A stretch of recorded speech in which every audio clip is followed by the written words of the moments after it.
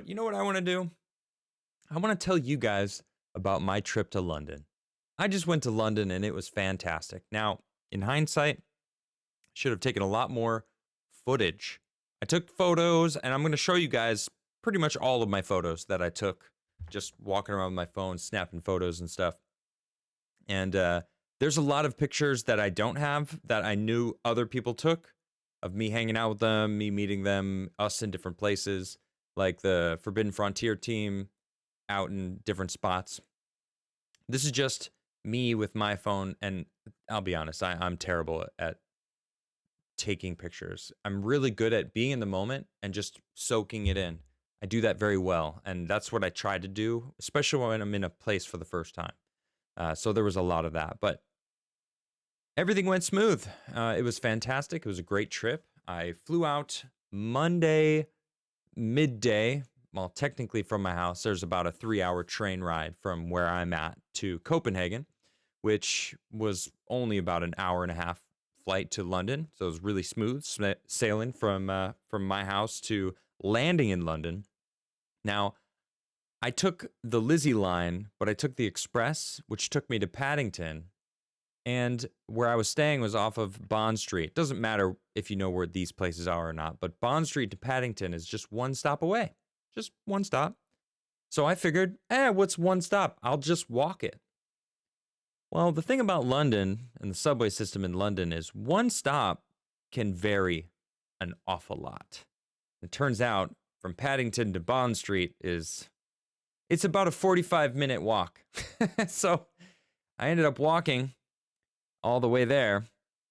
And by the time I got to my hotel, it was about midnight, I think. It was about midnight, Monday night. And I realized that the hotel was closed because it wasn't like a big hotel, it was a small hotel. And I didn't have Wi-Fi. I didn't have my roaming turned on, actually. I have a plan out here because I'm in Europe, right? So like I have a phone plan, but I didn't have roaming turned on. So like my internet wasn't working. And I'm like trying to text Garrett. And I'm like, oh man, how am I going to get into my hotel room? Because Garrett and I actually shared a room. You know, I actually have to show you. Before I even got in there, let me pull this picture up from Garrett.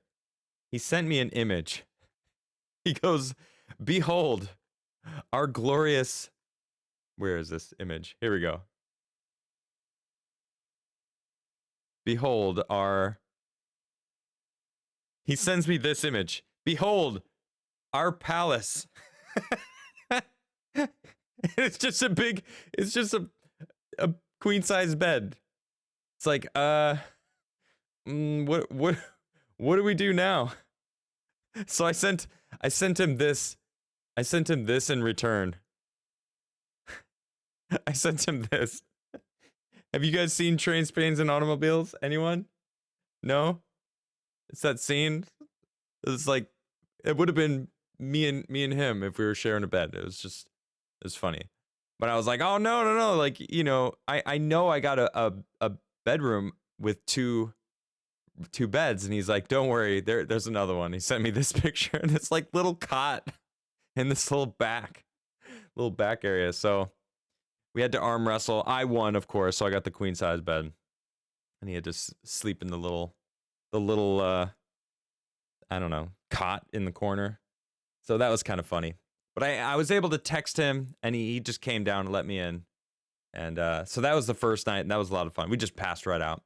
But then we woke up the next day, and I got to meet Shadiversity. And what a freaking pleasure. Shad was so cool. And actually, I met Jack, who's actually in chat. I modded him. He's one of the mods now. Jack, are you still there?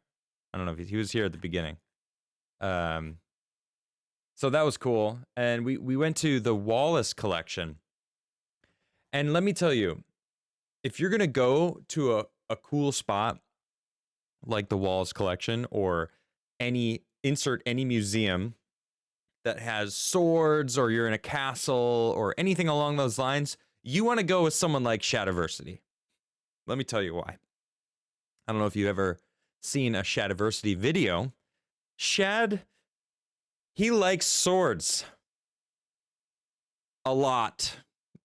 he loves swords. He's obsessed with swords actually, and when you get him in a room with a lot of swords in it, he kind of can't help himself to. I don't know if he was talking to me or if he was just talking about how cool the swords were. But he was like, oh, look at this sword. And then he would describe it and the era that it was from. And then, oh, you could see how this sword is incredible. This is actually from this area. And you could see how thin the blade is and how perfectly balanced that one probably is. And oh man, it was a pleasure listening to Shad just talk about swords. It was cool. And that was the Walls collection. That was the first thing that we did. And then we ended up just kind of hanging out. I feel like I'm probably missing some stuff because we just hung out at that Tuesday night. Oh, you know what we did? We all went to Old Bar Pub. I don't remember the name of the pub that we did the meetup on Wednesday night, but Tuesday night we were like, let's go check it out. Let's all go there and hang out. And Disbrew came and joined us. That was really cool to meet Disbrew. He's fantastic. I love his videos, and it was a real pleasure to just meet everybody. I mean, Gary Nerdrotic, getting to meet him in real life, he's exactly as cool as you think he is. I mean that. Like, he comes off as the coolest dude in his videos. You meet him, and he's exactly the same. Honestly, I could say that about everybody. Shad, Garrett. Granted, I met Garrett already, but he's just freaking chill dude. Disbrew is he's the exact. Everyone's exactly the same. It's awesome. I love that. That was probably my favorite thing about the trip. It wasn't London. It wasn't the sights, although the Rosetta Stone was pretty high up there, and also Stonehenge was pretty high up there. But getting to hang out with these people that I've interacted with for years now online and really just get to know them in real life was just such a pleasure. It was fantastic. So we went over to this where the meetup was on Wednesday night, and we all had dinner and just had a great time. And you best believe I gave them all some nut cream. It's true. It's true. There's no one here. I gave them nut cream. That's true. I gave them little packets. I grabbed I don't even know how many. I brought like 15 or 16 of those little packets when I first showed you guys what nut cream is. I mean, I've upgraded to the tub. You know, I keep it by me just in case I get a little itch. Garrett, by the way, loves the nut cream. I did hear rumors that Nerdrotic and Mrs. Nerdrotic gave Az heel versus Babyface some nut cream. So I'm waiting to hear back if Az likes my nut cream. I hope he does. You know, I hope you all try my nut cream one day. Yeah. What were we talking about? Oh, okay. Anyway, so pictures. I got some cool pictures. Let me see where to start. Okay, so I think I have an image. I want to start. This is when I gave everybody my nut cream. This is a good starting point. There we go. Okay. So this is us the night before the meetup. This is Tuesday night when I gave everyone nut cream. Look at Disbrew's face. That's actually Jack. There he is. Jack, you haven't even opened it yet? Jack says he still has his packet. Look, this is the packet he's saying he hasn't even tried yet. Fucking jackass. Anyway, you can see Mark the Cyborg, X-Ray Girl. That was cool to meet both of them too. They were fantastic. There's Nerdrotic in the back and Shad. And then Garrett, of course, looks angry. But I think he's you know why I think Garrett is looking angry right there? It's because he knows how good the nut cream is. I'm telling you, he knows how good it is. He tried it. That's right. It's official. I forced him to do it. I forced him to put my nut cream in his mouth in the hotel room. Probably shouldn't say that out loud. The authorities might be listening. Okay, that was a little much. All right, let's get through let's start showing you guys some cool stuff. All right, so one of the things that we did the day of the meetup is we went to the British Museum. Now, the British, I don't know if you know this, but they're kind of famous for conquering the world and different things. And you walk around London and the castles and the museums, and it's kind of like one giant trophy case. Everything has a little plaque that says conquered by this person from this dynasty, from these people. There's cannons, there's coins, there's all sorts of statues. Everything feels like a giant trophy. And I even got into a conversation with someone at a pub. Jack, you were here. You remember this? We were talking about the Rosetta Stone, and the guy, the bartender, was like, "Yeah, but it should be back, where it was from, right?" And I don't know if I agree with that. And I'll explain why. I've seen videos of people in Iraq, or I don't know, Saudi Arabia maybe, or Iran, or just different areas in Mesopotamia, of them just blowing up statues, like shooting rockets at a statue just to destroy it, just because. Even in Egypt, there's people like youngins that will just graffiti ancient hieroglyphs or cave drawings that are thousands on thousands of years old, because there's just zero respect there. So, and even the master of antiquities, I forget the guy's name, something Hawass. Anyway, he's kind of a jackass because he's known for taking things and putting them into his private collection and probably selling them. Yeah, these people that control these antiquities in these countries, they don't really care about preserving them. And when you walk around in the British Museum, it's actually pretty incredible how well preserved they are. And it's free. They don't charge you. I mean, there's a donation that you could give. They say it's like, you should give 20 pounds. But of course, I didn't. I just walked in because it is free. It's a donation based. So I donated $0. If anything, I should have put a tea bag in there just to like, America. Anyway, it was really awesome walking around the British Museum. I got to say, I saw some cool things, some things that you can't have in America. For example, we walked into an exhibit that had a lot of like money, different coins, and where like paper, and there's printing presses from like 1,000 years ago. Really cool stuff. But there was a section where you got to hold coins. I held I think it was a 600-year-old piece of 8. You ever hear of a piece of 8?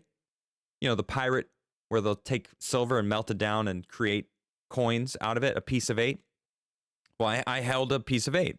I actually didn't load up one of those pictures, but I did also hold a golden Egyptian coin. Now, I thought this was absolutely cool. This was gold. Like, it was actual gold. Like, they let me hold a 1,000-year-old. This is from AD 1052. And I got to hold that 1,000-year-old golden Egyptian coin. Like, that was so cool. I mean, I was looking at it. I'm like, this is rad. Like, I want that. Oh man, do I want that? You can't do that in America. That coin would be gone, and it's gone. Yeah, that would be gone so fast. It's quite sad, actually. But I saw some really cool things. I saw this old game. Like, look how cool this game is. I would totally play that. And then this was really cool. This is a Babylonian map of the world. And I have an image of the actual map in the next slide. I just want to read this to you because it's really cool. This unique clay tablet records traditions from much earlier times and even refers to the flood story. The Babylonian world is shown in bird's eye view as a disk surrounded by a ring labeled Bitter River. The city of Babylon straddles the river Euphrates, which flows south through marshes to the sea. Inscribed circles indicate cities and areas within Mesopotamia in loosely correct geographical positions. Beyond the outer edge of the known world are 8 triangular regions, the homes of strange or legendary beings. One is identifiable as a mountain where the Babylonian ark landed after the flood. This lies across the water, far beyond the mountains of Urartu, Ariat in the Bible, on the very rim of the world. Look how cool that is. That is so rad. So this is the actual stone that they're referring to here. Now, this is from 700 BC. So this tablet is, what, 2,700 years old? Freaking rad. So cool.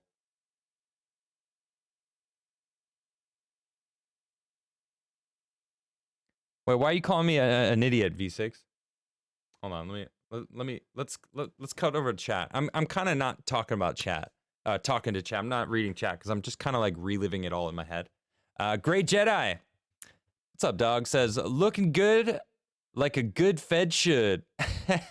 Yeah, I'm fedding it up over here in Swedenland.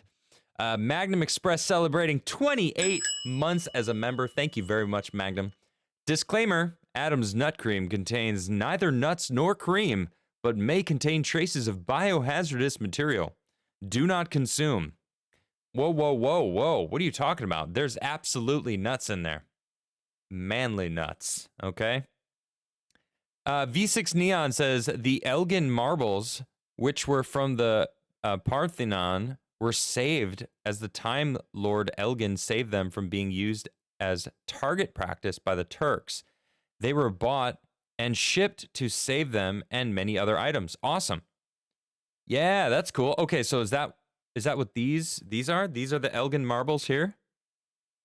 Cool. I didn't we were kind of rushing. I was kind of like, I didn't have a lot of time to sit and read everything, but I was like, that's pretty cool.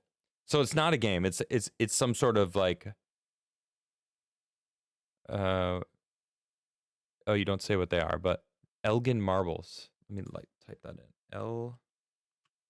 Elgin marbles. Let's see what these are. The Elgin marbles are a collection of ancient Greek sculptures from the Parthenon and other structures. Yeah, removed. Okay, but what are they though? What are they? I know where they are. Yeah, they got background. Okay. I don't want to know about the Parthenon. I just want to know about what the Elgin marbles are. Maybe they don't know. None of this is telling me what they are. It's just where they're from. The legality of ownership. Okay, no, I don't care. Kathoth. Jesus, Adam, are you moving to the Middle East? Wait, why? Why? What did I do? What, because of my haircut? Huh? I think I'm looking, I think I feel, if this feels good. It's a little cold, actually. It's a little cold, I'll be honest. Okay. So that Babylonian map, that was really freaking rad.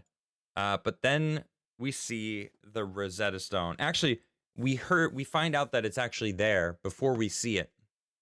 And I was really excited because I've been hearing about the Rosetta Stone my whole life. How, I mean, it's the reason we were able to decipher the hieroglyphs in Egypt and how awesome it is. So I'm gonna read about it right here. And this is what it said here. Okay, what is the Rosetta Stone? The Rosetta Stone carries an inscription in different languages which help decipher the ancient Egyptian scripts.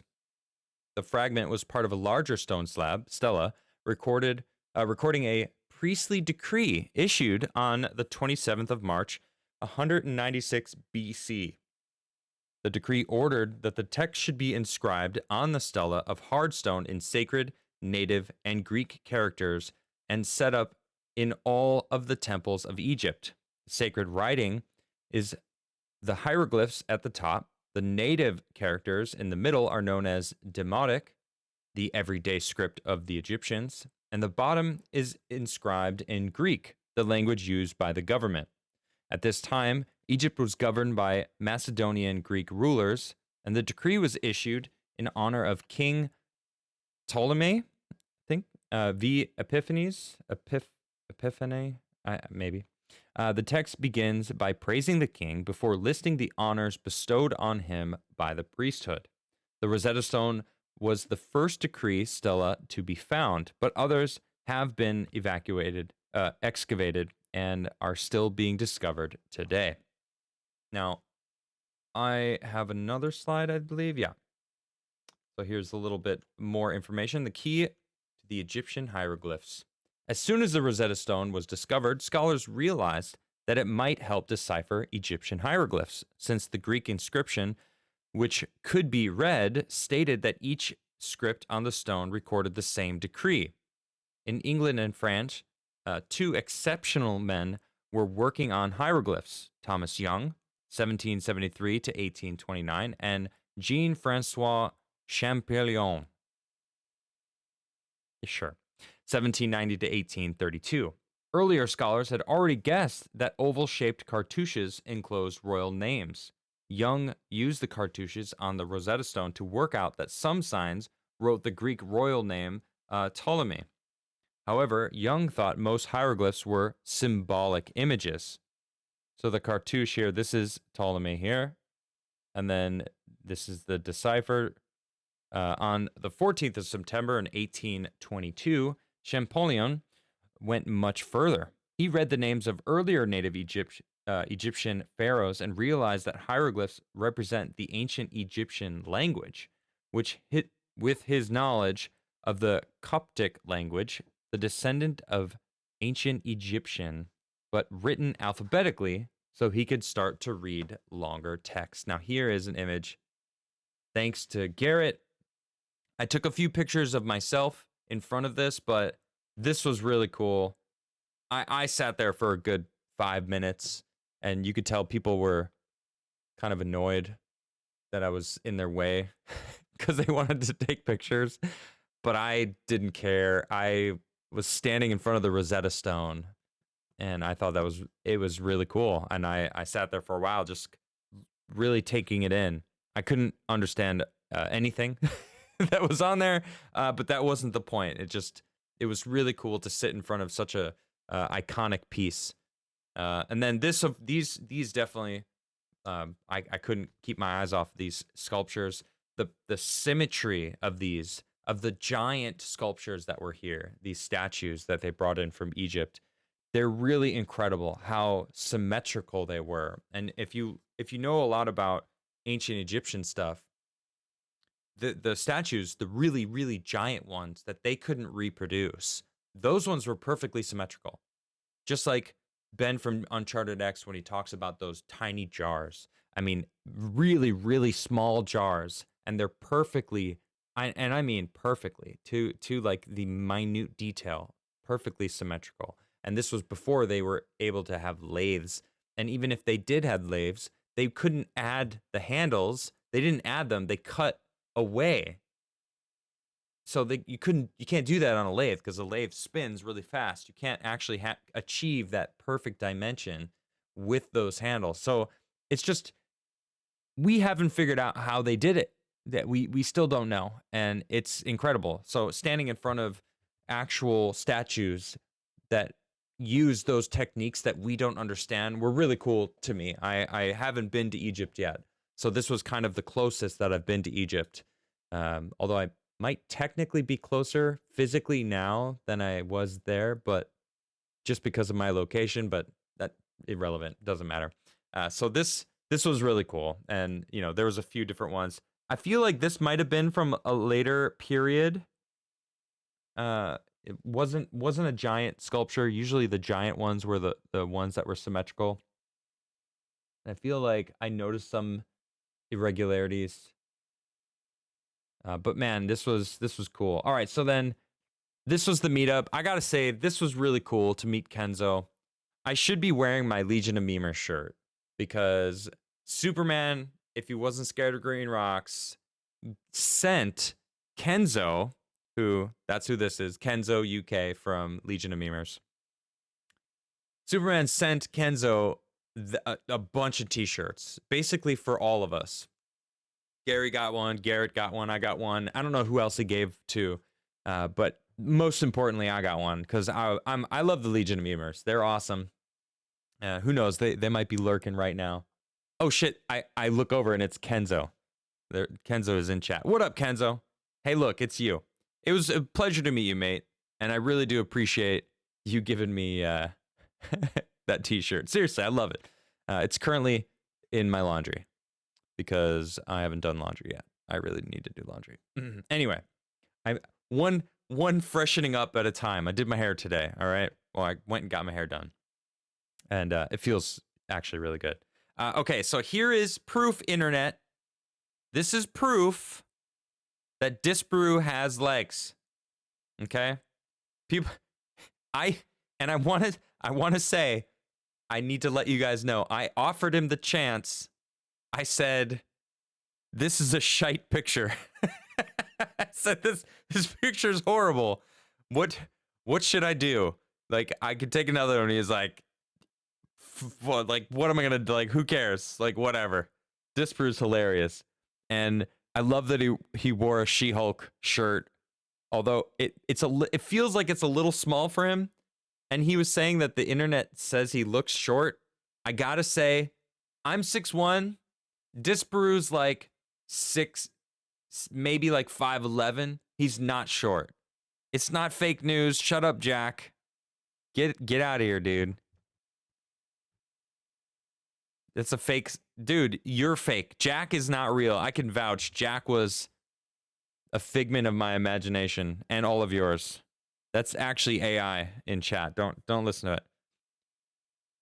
So I gotta say, the meetup was so cool. I've never done a meetup before, and it was so cool to meet a lot. Kenzo, you're here. I don't know how many people are actually watching right now that were actually at the meetup. I know, well, at least 2, because Jack and Kenzo were there.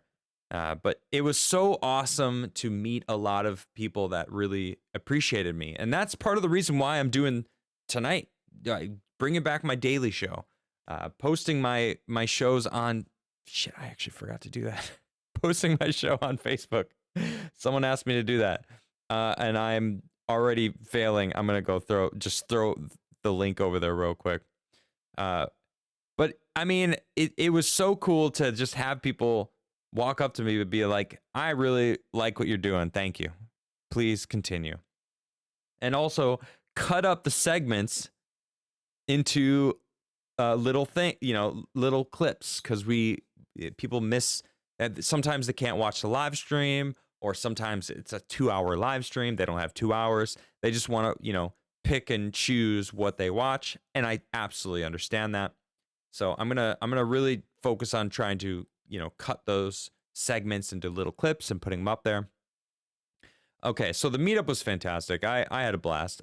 There was a lot of people that bought me drinks. If you did buy me a drink and you're watching right now, thank you very much.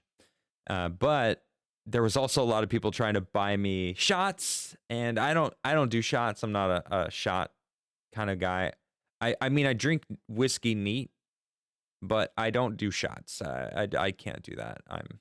But Garrett was taking shots, and he got a little saucy, if you will.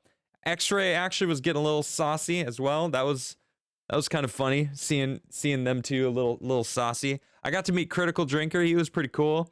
He was kind of like, I didn't get to like talk to him much because everyone wanted to talk to Drinker, and I don't blame him. His videos are fantastic. So, we ended up going back, and then we had to get up really early, like 6:30 a.m., because we had to leave and get to this, what was the name of this place? The Victoria Bus Terminal something, because we ended up scheduling a tour to take us to Windsor Castle, Stonehenge, and the Roman baths in the city of Bath. That's actually the name of the city, or the town.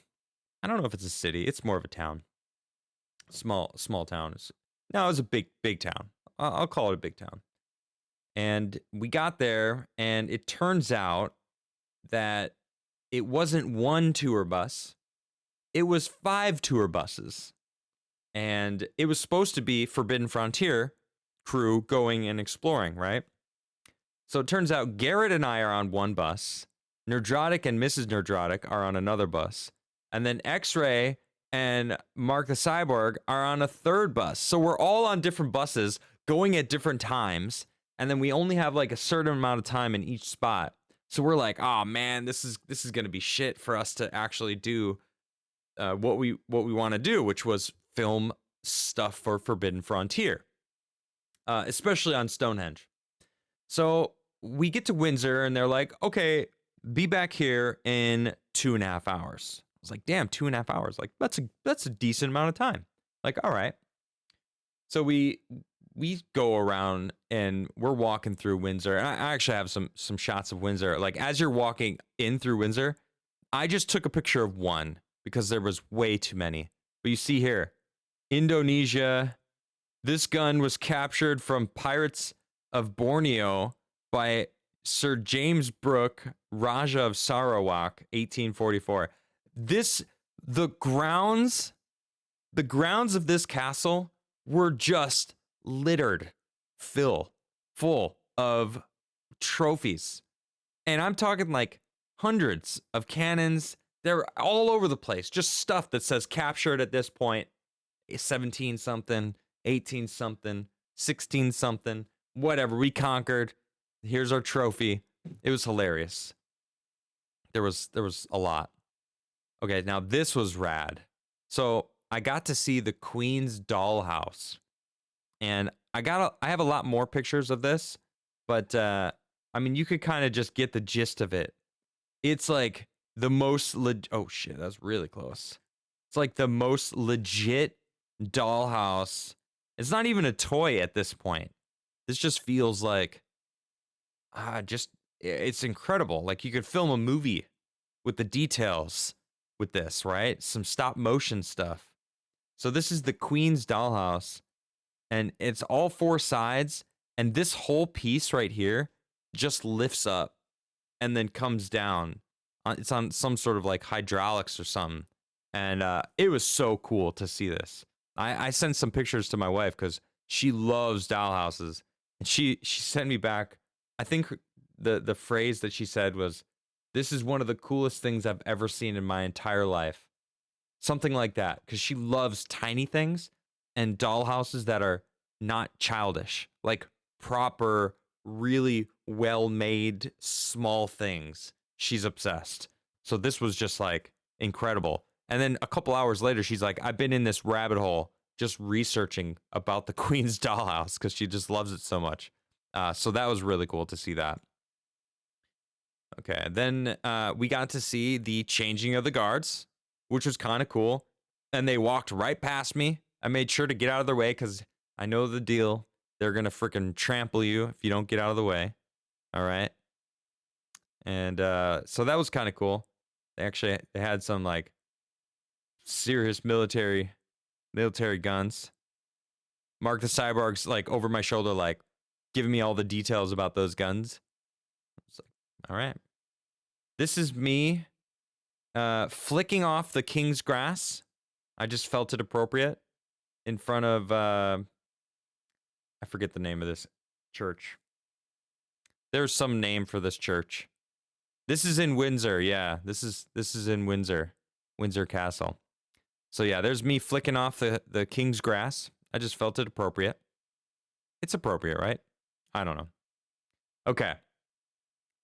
And then we get to Stonehenge. Now here's a selfie that I took in front of Stonehenge just because I don't take selfies often.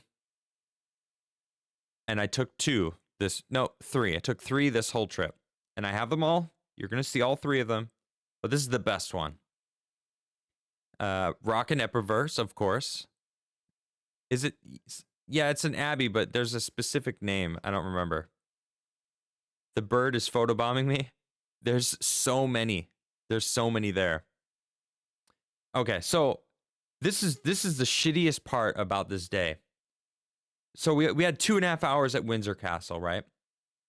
And when we got to Stonehenge, we got to the site, and the bus is actually parked quite a ways away from Stonehenge. And it's about 1.5 miles, and you have to take a shuttle bus.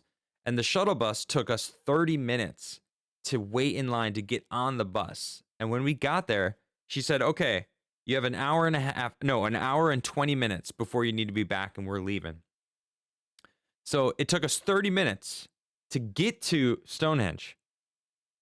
And then that's 30 minutes back, which means we only had 20 minutes to be at Stonehenge. Now, our plan was to do like a group thing at Stonehenge for Forbidden Frontier. But then I remember I said we're all in different buses. Garrett and I arrived first, and we were actually waiting for Nerdrotic and X-Ray Girl and everyone else to join so that we could maybe film something. And we did a little bit because I had maybe 20 minutes left when they got there. And I'm saying like 20 minutes before my hour and 20 minutes were up. So I was already like, me and Garrett were like stressing that we weren't even going to make it back to our bus in time. So we started hoofing it back and we were freaking running. I don't think Garrett's ran in a while, but we were running all the way back. Finally made it to the bus. We were the last two people there. We were like 8 minutes late. Luckily, they didn't leave without us. So that was pretty cool. And then we got to Bath and we hung out in Bath. But man, it was pretty cool standing in front of Stonehenge. I still got to soak it in. I could have hung out here. You couldn't go any closer than this. Like there's this roped off thing. The birds kind of were looking like they were just laughing at us. Like, haha, you guys can't actually get any closer than this. So that was pretty cool. I really, they were a lot bigger than in my memory or in my view of what I imagine Stonehenge, or even in like helicopter views of what Stonehenge is. Like if you look at this one, this tall stone, number one, can you see the little nub? It's got some nubs there. There's some more nubs on the other ones. I got other pictures.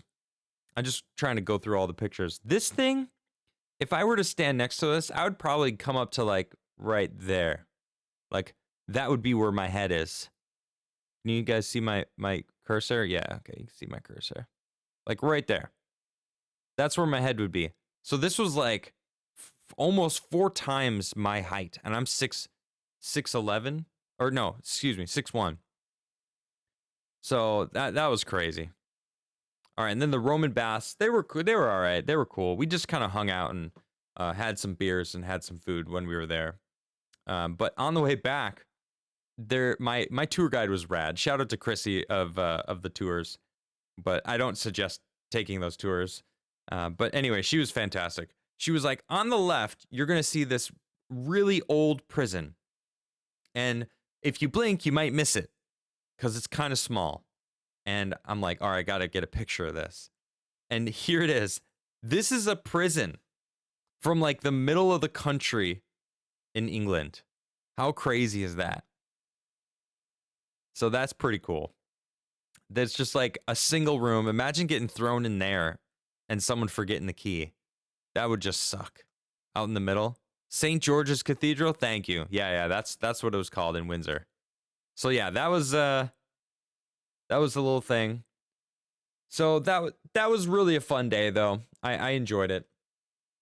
So then Thursday night we kind of just, I don't remember where we had dinner Thursday night, but I think actually Garrett and I just went and had sushi that night. And he had ramen, I had sushi. Yeah, that was that night. So Friday during the day, we got to go to the London Tower.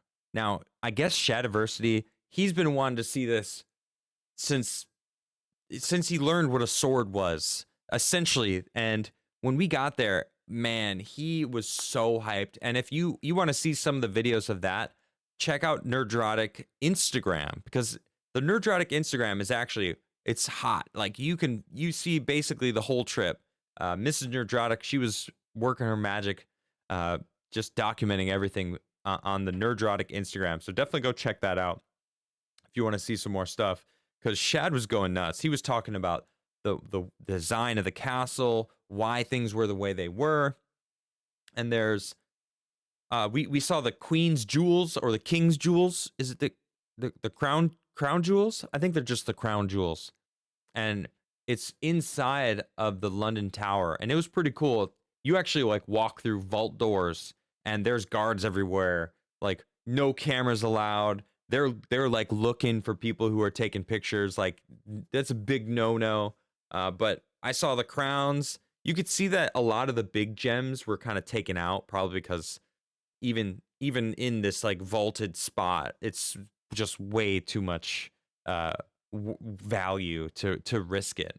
But it was pretty cool. It's pretty cool to see such ornate things. I saw a golden, I don't even know what it was. It was like a juice, a punch bowl, like a punch bowl that was, I mean, the size of my desk. It had to be easily $1 million worth of gold, probably more. An insane amount of gold in this spot. Like there was so much gold. I mean, you're not taking that out easy. You know what I'm saying? The thing was massive. The scooper was this like ornate gold spiraled like antique shell, probably some fossil. I don't know. It was really cool to see that, but couldn't take any pictures of that. But I did get some pictures of walking around and getting some of the cool stained glass that was in here. Like this was a really beautiful. I like stained glass that isn't an image, right? I mean, yeah, it's cool artwork, but there's something about this that is really pleasing to my eye. And when you're standing in there and the sun is shining through, is really beautiful. This is another selfie. This is my second selfie that I took. And it is known as the White Tower. Well, it was the White Tower, right? It's no longer white because the white has been washed away. I know this because that's what Shad said. V69 says, your next trip needs to be longer to cope with the travel between places. But Stonehenge had work done and reassembly in 1918 by Cecil Chubb, the owner of Stonehenge at the time. Yeah, I did hear about that, and I did ask about that. And all of the tour guides said that was bullshit. And I'm like, that's not what I heard. I heard that they totally like reassembled the whole thing. And I kind of got my tour guide to admit that it was rehabbed. It wasn't reassembled, but like they fixed what they found and put it back where it was supposed to be. That's like the most I got out of her. But I think, you know. Anyway, Juan Castle says, awesome trip, Criggs. Seeing Stonehenge in person. Any thoughts what it could have been really used for? Yeah. Let me bring up a picture back. Okay, so when I'm looking at these stones and hearing the story of where the people who built the stones or built Stonehenge and where they got it from, supposedly they got it from Wales, right, which is further west. And they brought them all the way over to this site. And when you're looking at these stones, these megalithic, super long stones, especially this one right here, this super long, tall one that had such a pristine, flat side to it. And supposedly they cut them on site. I call bullshit. I think these are remnants of an older civilization. If for those who watch my Forbidden Frontier show, you know that we've talked about Randall Carlson's ideas and theories of what happened at the Younger Dryas when 400 feet of water raised the oceans all over the place, the massive melting of the ice sheets in North America from the Younger Dryas events, and the isostatic depression that happened from when the weight of the ice was taken off the land. The whole land went up, and then basically an entire ring of land went down because of isostatic depression. Now, if you look on a globe where the Azores, which is where Randall Carlson believes that Atlantis is, that would have shrunk down into the ground.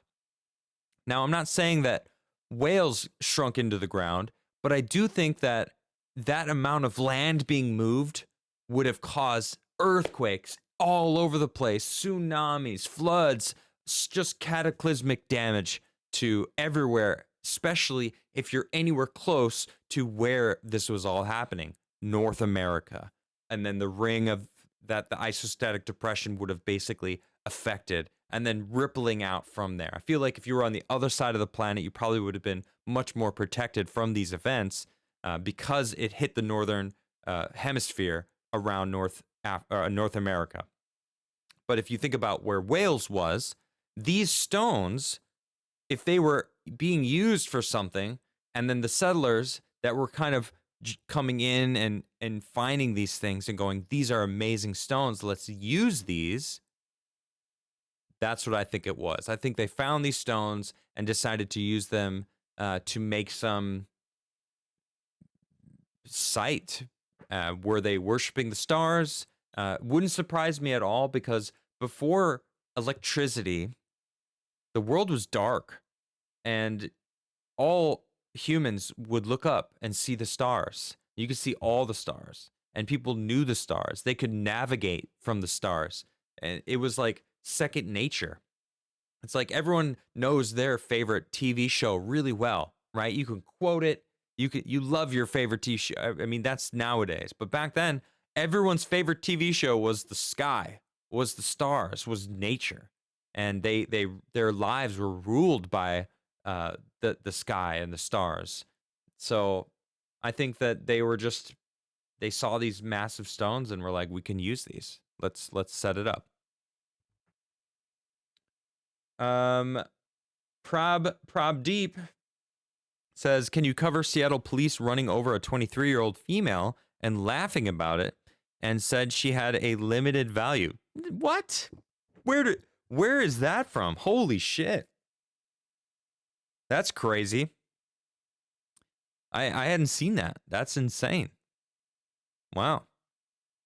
Do me a favor. If in the description you can find my locals, come drop me a link so I can see that. That's crazy. I'm gonna be using my locals a lot more. V6 Neon drops hot fire in there all the time. So, okay, where was I? So I showed you the jail. Okay, so this is one of the ravens. So inside of the Tower of London, there are ravens everywhere, and they were freaking cool, man. I've never been so close to a raven before, and I mean, look at the personality on this guy. He's looking at me like, are you gonna come closer to me? Are you gonna feed me? Because I will bite you. He's got some silvery jewelry on. I like it. You know, this dude was an absolute Chad. I was like, yeah, I got to get a little selfie with this guy. He's pretty cool. Okay, now this, I don't know if you recognize. You recognize this? Who knows what this is? Anybody? Class? Anyone? Anyone know what this is? You recognize this? I'll wait while I take a sip of water. I'm not judging you. I'm just asking. Oh, Dick Around Brown says flower. Yes. Flower of? Flower of Life, Stardust Viking wins. Correct, it is the Flower of Life.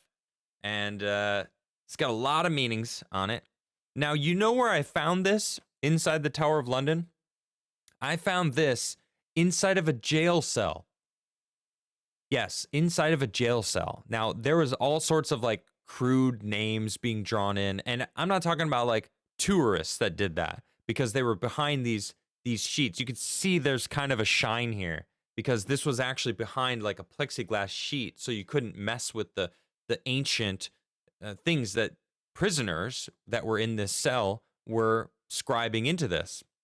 And I thought that was really cool. I'm like, holy cow, like someone scribed this into the wall, you know, 100, 200, 300 years ago.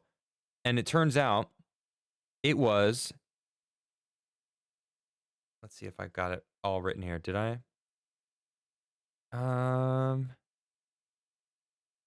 Okay, so number 7, look at the details of this freaking globe here. This globe may have been carved by Hugh Draper, the astrologer who carved the astrological calendar, which you can see to the right of the doorway, which I have, and it is freaking beautiful. I'll show you that in a second. But this guy carved these amazing things. I have a feeling he also carved this. And it's just so cool. So look at this. Look at it. This is the calendar. Look how beautiful this is. This is in a jail cell. I was bewildered by this. This was so cool. So Hugh Draper of Bristow made this sphere the 30th day of May anno 1560. When Hugh of Bristol dated his sphere, he had been in the tower for just over 14 months, accused of sorcery. Yes, he was an alleged sorcerer. In the same month, the lieutenant reported that Draper was very sick. The sphere is surrounded by the signs of the zodiac. The grid on the left shows the planetary influence over every hour of every day of the week. And that's this whole thing here. Yeah, this whole thing. And this is beautiful. Like I would put that on my wall as like a poster or something. Like this was so cool. Alex, that's what I asked. How did he get the circles so perfect? Like even just this. Like I was impressed with this. I thought this was really cool. But then like he made this globe and like this guy was an artist. Like holy shit. Look at how beautiful this was. Like this is incredible art. Beautiful. So remember, this is inside of a jail cell. This is not like he wasn't in like proper chambers. Although this jail cell, it did have a fireplace. So it was the jail cell that they held the kings in, the people that they didn't want, that they might want to give for ransom, or you know, charge for ransom, trade for something of value. So they didn't want the prisoner to be like near death, right? They wanted them healthy-ish. So, but this was really cool. It was really cool to see that. All right, so this, I had to show you guys the cod piece. I mean, look at that cod piece, right? I mean, for those who watch Base Staff Monday, you guys know we talk about them cod pieces. All right, we're connoisseurs of the cod pieces, and look at that thing. You know what I'm saying? Okay, now this was insane. This was this was a giant. Like I think I stood at his shoulder, and I'm 6'1". So this dude stood easily a foot taller than me. And then this armor piece was for a 5-year-old prince. 5 years old, but it was so ornate. But it was a prince that would be the future king, so they wanted to protect him. So I thought that was really cool, worth taking a picture of. And then these swords weren't really used in battle. These were more ornate, used for like hanging above your fireplace, or not traditionally used for fighting. They were much too unwieldy. All right, here I found Garrett contemplating life in an old toilet spot that would actually, all it was, you know what? I can't believe I didn't think about this, but where he's sitting, there's plexiglass, so you can't actually use it, thankfully. But you can see, all it is just like this brick chute that goes out the side. That's it. It's just off the side of the tower, on the other side of the wall. So you would just shit and it would just go outside. Hopefully, if your aim is true, or if you got enough power in your cannon.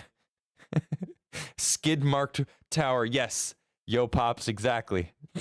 So that was pretty funny. All right, this was a really cool. I love the architecture of this. Just looks like a little mini church inside of the London Tower. Now this is inside the tower proper, because there's the tower that's inside like a couple different walls of fortifications, and then there's also a moat that I guess they kept lions in. Like they straight up had lions in the moat, so that was kind of cool. This is the biggest book I've ever seen. This book was insane. Seriously, this book was, I mean, huge. Did I get another angle? No, I didn't. Here's me in a cage. Nerdrotic. He was he's working for Gary, man. He's a disciplinarian, man. You know, you gotta sometimes, yeah, taskmaster, man. I can't imagine what it's like to be Garrett. Anyway, check this out. This is a steam-powered gun. Yeah, this is cool. This is a steam-powered gun. Yeah, I do I have more info here? No.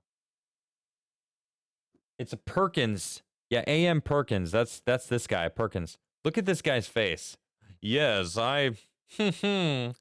I made the steam-powered gun. Yes. What did you do with your life? You played video games. I made a steam-powered killing machine. Pleb. Anyway, look at this beautiful gun. I want this. It's, look how gorgeous that is.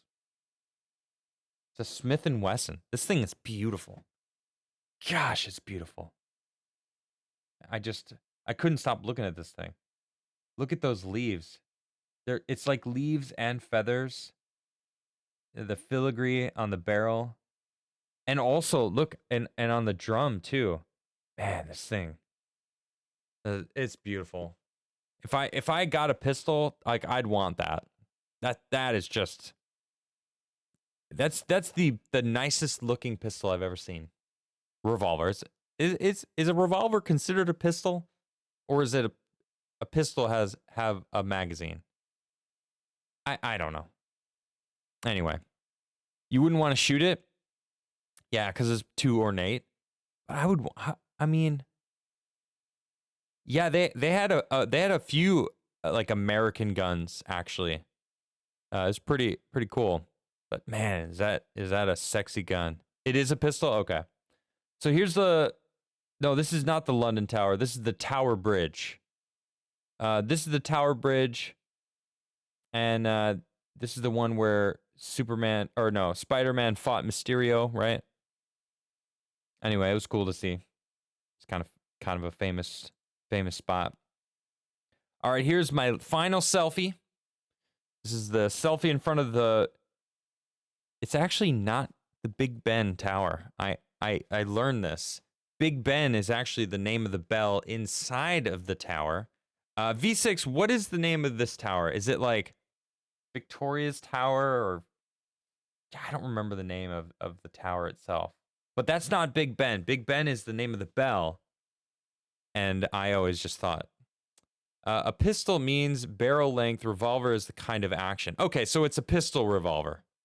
Elizabeth Tower. Oh, thank you guys. Chat is on it. Yes, so that's the Elizabeth Tower. That is not Big Ben, so don't call it Big Ben. You'd be wrong. I actually have a lot more pictures of like when I would pan. I also got some panoramic shots because this is pretty cool. You stood on the bridge, you could see the whole strip of Parliament here. And I really just wanted to get this so I can go watch V for Vendetta and say, hey, I was there. And then watch it blow up. Okay. Now, the night before I left, I gotta say, actually, I'm gonna save this for last. I'll explain that in a second. I don't take pictures of my food. All right, this is not a normal thing. All right, I'll explain it. There's a reason why there's two things that I got to try. This is a traditional English breakfast. I didn't go on the Eye of London Ironman, but I did see it. So here's a traditional English breakfast. This was at the airport on the way out. I was pretty excited. So that was pretty cool. And then, this was a cool moment for me. This is actually right, the first day. I got to meet this awesome dude, and he's freaking rad. But then the night before I actually left, Shad, the Chad lad that Shad is, made me some Vegemite toast. Okay? He was going to do it for everyone. I think he did it for everyone the Saturday night, but I left Saturday. So Friday night, after Friday Night Tights, it was late. Everyone was going to sleep, and Shad was about to leave. And I'm like, Shad, I'm going to leave. You guys are waking up early. You're going to go see Tolkien's grave and Diddley Squat. I think that's the name of the farm. Clarkson's farm. Anyway, I was going to miss him. I wasn't going to be able to try the Vegemite, and I wanted to try Vegemite. I never have tried Vegemite. So Shad went ahead and made me a Vegemite crumpet. That's the crumpet on the left, and then Vegemite toast, and then Vegemite toast with tomatoes, which I didn't actually like as much, the tomatoes. The crumpet was my favorite. The crumpet was banging. So good. All right. So he made that for me. and that was really cool. So Shad, thank you very much. And I'm gonna talk about Shad actually in a little bit because I'm definitely on his back, and I want to talk about what that was. So that was my trip to London. I made it back nice and safely, smooth sailing all the way back. In fact, I got back and went through customs and like passport stuff so fast that it was the fastest I've ever gone from being on a train or being on a plane to being outside of the airport getting onto something else. It took me, I'm not joking, 6 minutes. My plane landed. This is so crazy. My plane landed at like 7:50, and 7:56 I was standing downstairs ready to get on the train. It was insane. I couldn't believe it. And I caught an hour earlier train to, because it's a 3-hour train ride to take from Copenhagen to where I'm at. So it was awesome. And then Sunday, I spent the day with my wife and her family. They have a boat out, and we went out in the Baltic Sea, and it was a beautiful day. So it was really good to return home. And then now I'm home, and it feels great to be here. It feels good. My haircut I feel like a new man, to be honest. I don't know how different I look. I don't feel that much different, but my wife keeps giving me these certain type of eyes that you know like, hey, they're fuck me eyes. All right, that's the eyes. All right, trying to figure out a way to say it without saying it, but you know what, I guess it works. I guess it works.